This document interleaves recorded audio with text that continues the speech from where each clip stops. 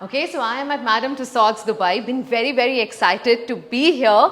And Hey! I can see two statues in this one's not. Sorry, I got you. I got you. I was a bit confused which was the statue. Maybe I thought they got another one because I've seen this one in Dubai Bling.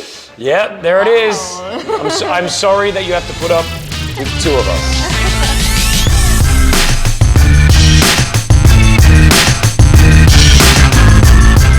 Well, we all knew of him as a star of his own radio show, but now he's a global star thanks to Netflix reality show Dubai Bling. He's also the first local celebrity to have his back statue at Madame Tussauds. I am at Blue Waters, Dubai, and showing me around is a radio host, social entrepreneur, social media star and a reality star, Kris Fade.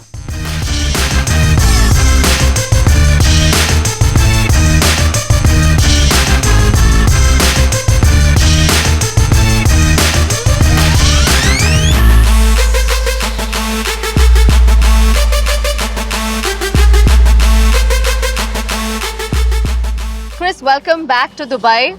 I'm sure Dubai missed you. Man, I just came back from vacation. It's so good to be back. This is like home. Is it really? Does Dubai feel more like home to you now? Yeah, 16 years now. When I just came back from Sydney, and I love Sydney. Sydney's where my birthplace. Yeah. But every time I go back, I feel like more of a tourist. Yeah. And I land back here in Dubai, and look where we are. Blue Waters is beautiful. Yeah, this is exactly the view that you had when you got married as well. Congratulations, by the way. Thank you very much. You're almost completing a year of marriage. Correct, nearly a year. Nearly a year. How's it been so far? Things have cooled down, all the wedding preps and all that we had. I'm still wearing the ring, so things are okay. It's been good. It's been a great first year of marriage. Okay. Rihanna and I had been together. We've been together for like 8 years, so wow. It wasn't like it was a quick wedding. It was we knew what we wanted. We know each other well enough now, so yeah. It's been a good first year. Since Dubai feels more like home to you, yep.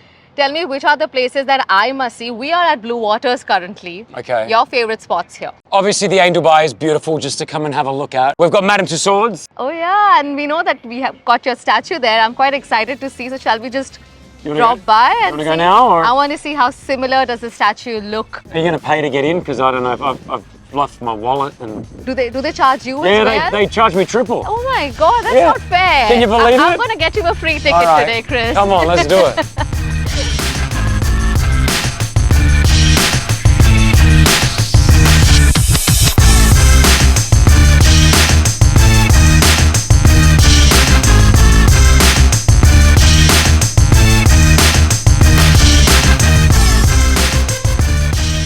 You may know the gentleman on the right. Oh, of course. Hey? So realistic. The Prime Minister of India. The late Queen, John Travolta. Oh, these are my friends. This is Mona and Huda Katan.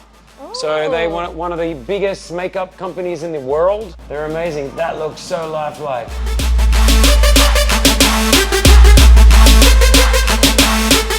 Nice to meet you guys. Yeah, this is me. I can't believe you. I'm just making sure. Which one is real, guys? You got embarrassed. Look, I can do it. I think it's like that, right?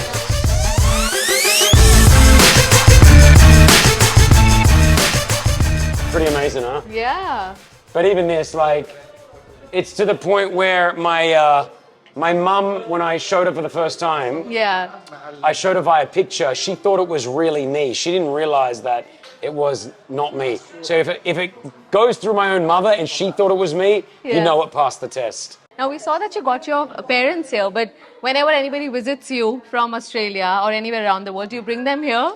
I mean, not really, but it was my parents. My mum and dad hadn't seen it, so to be able to showcase this to mum and dad, it was pretty special. I think mum instantly sort of started crying. The first time that they saw it as well, you would have seen it on the Dubai Bling series on Netflix, so it was pretty epic, and I think mum and dad got really, really emotional. And it says you're the first local celebrity to have this statue here. Am I right about yeah, this? pretty much. There was a few of us that are around here that we got selected. I think there was only 3 initially, a couple of years ago.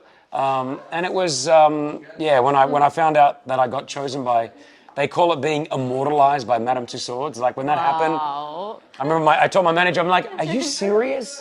It was sort of a moment where I pinched myself, and like, they got everything. Like these tattoos are as good as my tattoos. They've even got See the little love heart here? If you can see this little love heart, like that's the word patience. If I show, like you can see, like Wow. it's exactly the same. The wings are exactly the same. Like it's crazy how close they sort of made this all happen. It's crazy. This is so amazing, and I'm sure everybody who knows you feels extremely proud of you. Kris, I would love to know more about your journey, but this is the show Sunday Brunch, so we'd like to sit down with you, have a meal, and know more about you and your association with Dubai. Let's do it.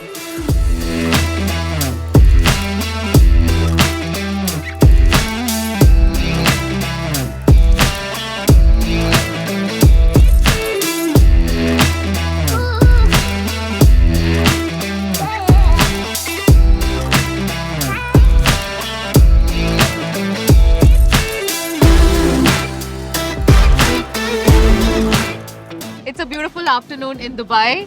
This is Cove Beach. I really like this place. Have you been here before? I have. It's a beautiful place. Which is your favorite cuisine? What do you like to eat? I love sushi. Okay, your I love all-time favorite? sashimi. But hey, hold on. That meat right there, Oh. I'm gonna bring that over. Hold on. Oh, look at that. I'm a protein type of guy. We have beautiful fish there as well, so I pretty much eat everything to anything, to tell you the truth. I used to be obese. I used to be a really fat individual, and I went through and I told this story where I was very depressed and anxious, and Because of your weight? I no, it wasn't the weight. Being depressed and anxious made me put on that weight. And it wasn't until I found a little window of opportunity when I used to go to the gym and I started to train and I started to feel much better about myself. So I started training more and more. Yeah. And I lost about 28 kilos. And I went from 128 kilos to just under 100. And not only did it make me physically look better, mentally it made me feel a lot better. And you know, there are a lot of people with mental health issues right now who are struggling, and it's really, really hard. And my advice to them is just look after yourselves, try that fitness avenue, try to eat healthier and try to give back to your body, and it really, really will help in the long term. So I like to just make sure that I balance it out. I'm not fully strict, but I like to balance it out. I created a protein company now here in the country called Fade Fit, and we produce really healthier snacks for adults and for kids. Diabetes is one of the biggest trends in the Middle East globally. The Middle East has one of the biggest diabetic sort of trends around the world. So just educating people on sort of eating healthier is such an important thing as well for me. And now you've got to match up to your wax statue at Madame Tussauds. So there's a lot of pressure to not look any different. The worst thing... You can't age now, Kris. That's going to be difficult.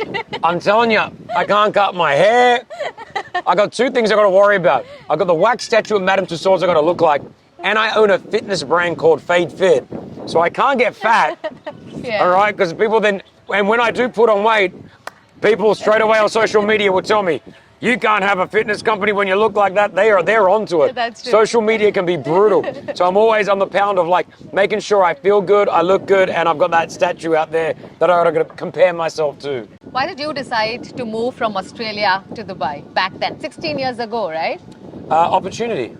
I was working on radio in Sydney. I just came out of a relationship. I was single. I did everything I could in this one radio station that I was working for. And I thought, you know what? I'm going to give this a go. Like, let's see. I did not know anything about Dubai. Dubai 16 years ago wasn't the Dubai that it is today. The Burj Khalifa was only a quarter built when I came here. There was no downtown Dubai. There was no Dubai Mall. There was none of that. I wanted to give it a go. Did you have a job here when you came? Or? I came to help set up Virgin Radio, yeah. Oh, okay. So the opportunity to start Richard Branson's first ever radio station in the Middle East, which is Virgin Radio Dubai, where I do the morning show now for the last 16 years, that was the reason why I came. Wow. So I helped set that station up, and we just kept building and building on it, became the number one radio station in the region. We had the number one show in the region with the Kris Fade show with Pretty Malik and Big Rossi, my co-hosts, and the rest is sort of history. And now, how do you leave this? How do you leave? Look at this. Look at this. The city spoils you. Look, it does. It gives you the best of the best, right? Absolutely. But you got to work for it. Yeah. A lot of people think that they can come to this city and just, I don't know, hit the jackpot and make money. And and it's going to be easy. It's not. You really got to work for it here. But that's a good thing. Well, you really have made Dubai proud. So thank you very much on behalf of all the Dubaiites watching this show. Kris, it was wonderful to see you in the show Dubai Bling. Tell me, how did it start? How did you agree to do a show like that? It was interesting because I've been doing radio and TV in this region for the last sort of 16 years. So when they came to me, they didn't let me, we weren't aware it was for Netflix. So that wasn't sort of told to us. It was more about like, we're possibly doing a reality show in Dubai. We weren't really told about too much about what it was all going to be about. And then as we got more and more into conversations, I had a good think about it after I found out it was sort of a reality TV show type of things. And then we found out it was going to be on Netflix, which is an amazing platform. And I spoke to Brianna, my fiance, at the time about it, and spoke to the kids and said, what do you think? They all gave me the thumbs up, and I'm always about trying things for the first time and making sure that I'm doing things differently. And I thought, I'm going to give this a go. And, you know, we gave it a go, and Dubai Bling became one of the most watched series out of the Middle East ever. And globally now, I think it was trending #2. And we have a bit of fun. A lot of people have this question. How scripted is the show Dubai Bling? Yeah, I've been asked that about maybe 1,000 times. Okay. It's not scripted. It's what you sort of see is pretty much what's going on, you know. There are certain situations that you may be put in that you're not usually put in with certain people, but everything that you watched and you saw in those episodes were pretty much real. And it's interesting to watch it back. We only got to see it for the first time when everyone else got to see it. So we don't get to watch it before everyone else gets out. When it was released on Netflix globally, that was the first time we watched it. And what was your reaction to it? Did you like yourself in it or did you not? I mean, the way, it's a lot about the edit and what they show, what they don't show. I was pretty much who I am, I felt. Like, I'm pretty sure it really depicted what Brianna and I are. And we're like a typical couple that love each other but have arguments and do everything else. We're running a business together called Fade Fit. So I was happy. I was happy with what sort of came out of it. It was nerve-wracking though. Like, days before when you start going to yourself, oh, I wonder what's going to come out. We really didn't know what the show was going to be about, truly. Like, when we watched it for the first time, and I sat there and watched it with my mum and dad and my kids, and a few close friends. And it was pretty cool. Like, when you realize, wow, this is a show that's on one of the biggest platforms in the world. And I recently just came back from Australia, stopped over in Qatar at the same time.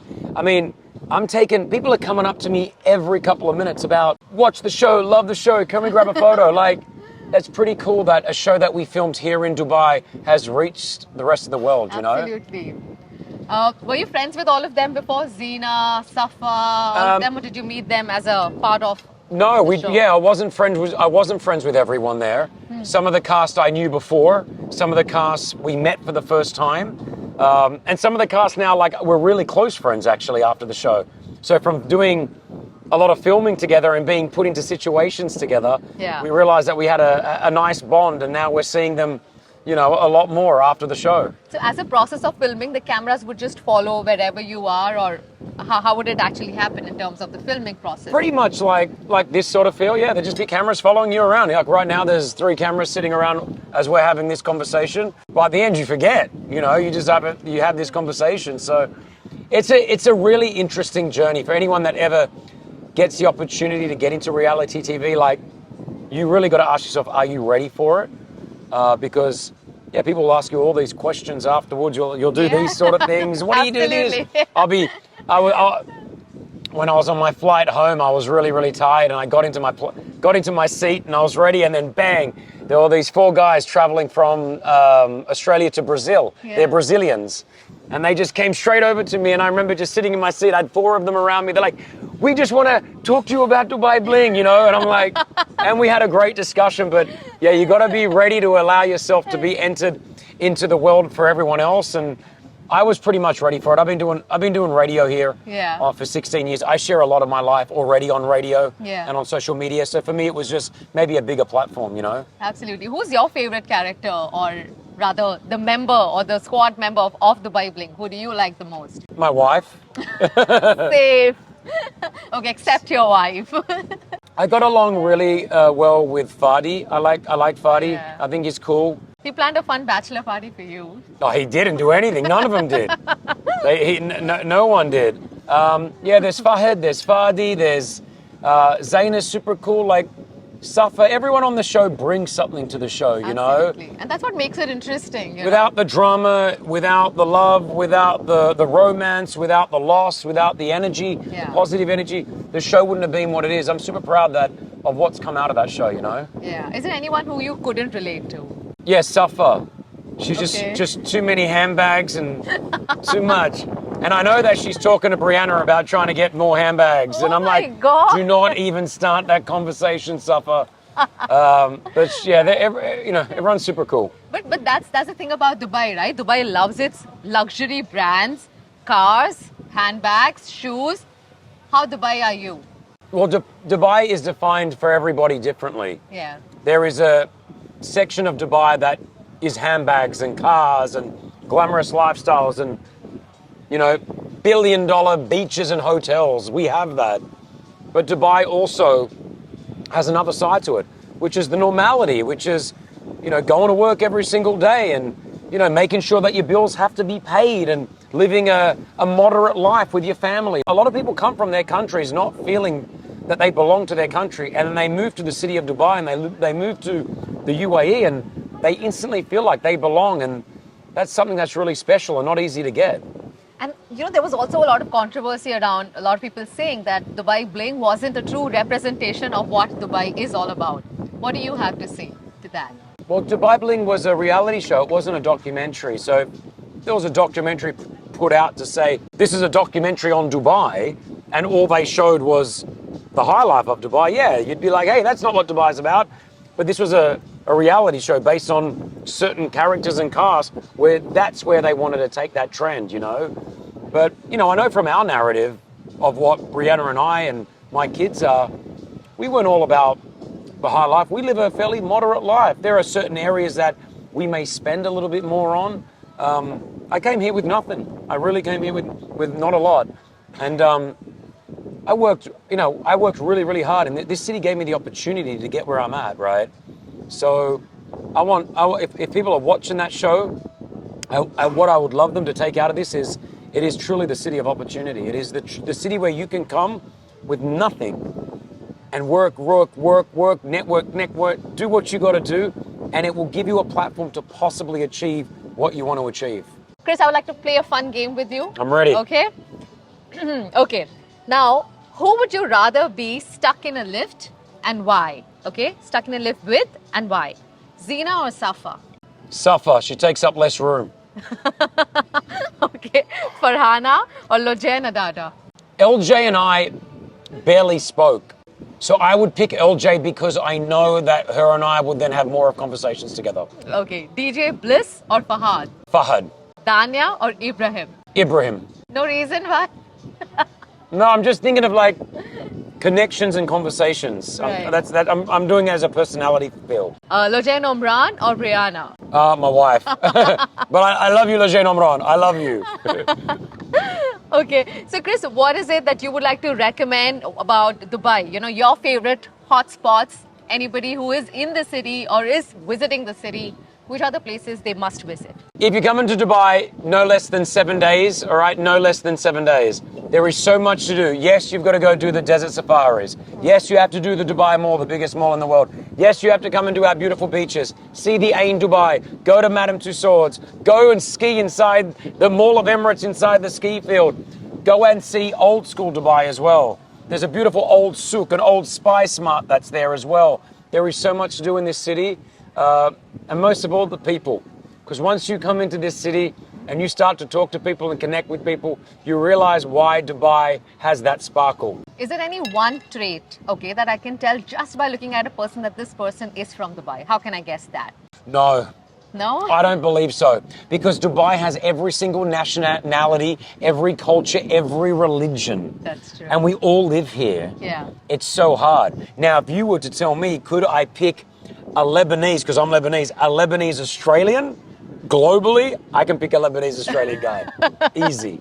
But it's hard for Dubai. But I cannot pick someone that is just from Dubai. Before we wrap, one final question. All our viewers really want to know, are we going to see Dubai Bling Season 2?